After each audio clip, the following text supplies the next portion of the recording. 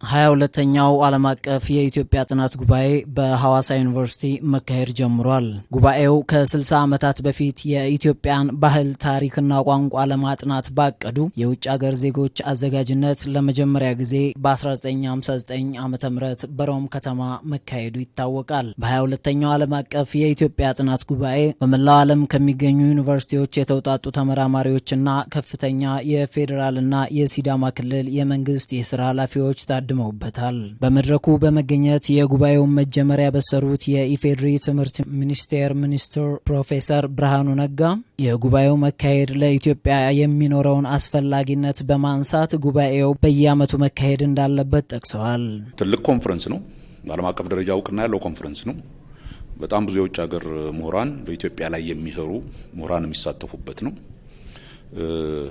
በእኔ እምነት በጣም እየቆየ ነው የሚመጣው። አይ ቲንክ ብዙ ችግሮች ዛሬ ኮንፈረንሱ ላይ እንደቀረበው የፋይናንስ የአደረጃጀትና የአሰራር ቋሚ እንትን ያለው ስላልሆነም አንዳንድ ጊዜ በትርፍ ጊዜ የሚሰራ ነገር መሆኑ ምናምን ነገር ይሁን ትንሽ ጎትቶታል። አሁን ትንሽ ሞር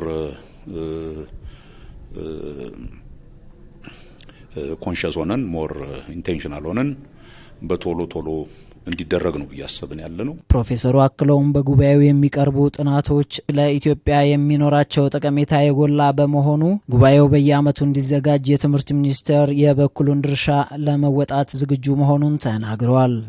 ትምህርት ሚኒስቴር በአጠቃላይ ኢትዮጵያ መንግስት እንዲህ አይነት ውይይቶች በቀጣይነት ሀገር ውስጥ መካሄድ አለባቸው ብለን እናምናለን። ይሄ ከሆነ ደግሞ ለመርዳትና አሉ ያሏቸውን ችግሮችም ተነጋግሮ ለመቅረፍ እና ሌሎችም በዚህ ላይ ኢንትረስት የሚያደርጋቸው የውጭ ሀገር ድርጅቶች ካሉ በጋራ ተነጋግሮ ይሄን ነገር ቀጣይነት ባለው ትርጉም ባለው መንገድ ስላለፈው ብቻ ሳይሆን ስለወደፊቱ ሀገራችን ወደምትሄድበትን አቅጣጫ በሚመለከት ዓለም እየሄደችበት ያለው አቅጣጫ በሚመለከት ዓለም እየሄደችበት ያለው አቅጣጫ ኢትዮጵያን እንዴት አፌክት ያደርጋታል፣ እንዴት ነው መዘጋጀት ያለብን፣ እንዴት ነው እንትን ማድረግ ያለብን የሚለውን እንድናደርግ ውይይት ጀምረናል። ኢትዮጵያ ጥናት ኢንስቲትዩት ዋና ዳይሬክተር ዶክተር ዮሐንስ አድገ በበኩላቸው የጉባኤው ተሳታፊዎች ከተለያዩ ሀገራት የመጡና እውቀትን ያካበቱ መሆናቸውን አንስተው ጉባኤው ለሀገር የሚኖረውን ጠቀሜታም አብራርተዋል። እጅግ ዘርፈ ብዙ ጠቀሜታ ነው ያለው።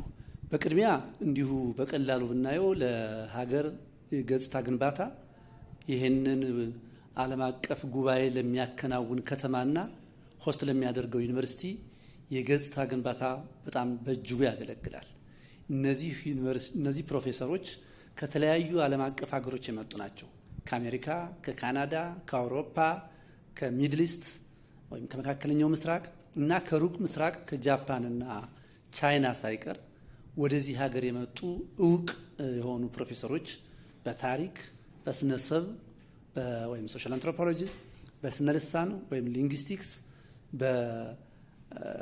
በስነ ባህል ጥናት ወይም ካልቸራል ስተዲስ፣ በሙዚየም ስተዲስ፣ በአርኪኦሎጂ ወይም በስነ ቅሪተ አካል በመሳሰሉት ጉዳዮች ላይ የሚያጠኑ የሚመራመሩ አሁን ደግሞ እየሰፋ ሄዶ በምጣኔ ሀብት፣ በቢዝነስ፣ በስራ አመራር፣